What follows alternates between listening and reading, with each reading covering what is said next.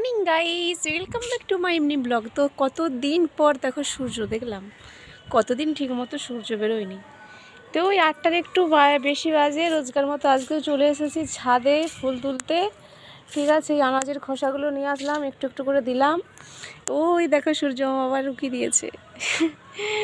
তো মাটি ভেজা আছে, বাট রোদটা হলে আনাজের খোসাগুলো শুকনো হয়ে সব উড়ে যাবে, বিশেষ করে পেঁয়াজের খোসাগুলো। তো জল দেবো না, উড়ে যাবে। দেখো এই ফুলটা বহুদিন কুড়ি ছিল, আর এতদিনে ফুটলো। আর যেটা হচ্ছে যে সাইজটা একটু ছোট হয়ে গেছে, নাহলে অনেক বড় বড় হয়। এই ফুলটাই বোধহয় পোকা লেগে গেছে। পোকা ফুল, ঠাকুরকে দিয়ে লাভ নেই। এই কুড়িটাও নষ্ট হয়ে গেছে, তো চলো এগুলো ফেলে দিই।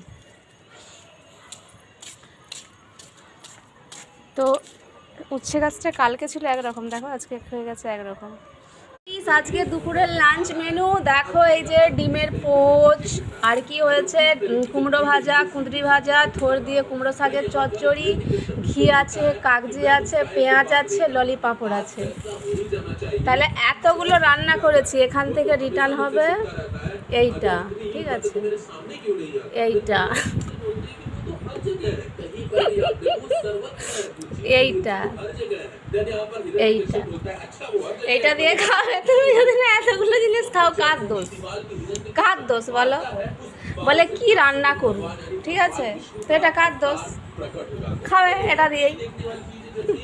और इस बार तो जैसे ही अपने राज्य में गिरता है उसकी सारी शक्तियां छिन जाती है, क्योंकि अब उसका मुकुट और जो पहना होता है सब छूट जाता है और भगवान नरसिंह नीचे ही होते हैं और उसे पकड़ के घसीटते हुए इस महल की चौखट पे लेकर के आते हैं। दूसरी तरफ नंदी घुस रहा होता है, जोर जोर से बंद कर, टीवीটা बंद कर, ना तो मुझे रात से मार सकता है, ना कि मुझे घर के अंदर मार सकता है, ना घर के बाहर मार सकता है।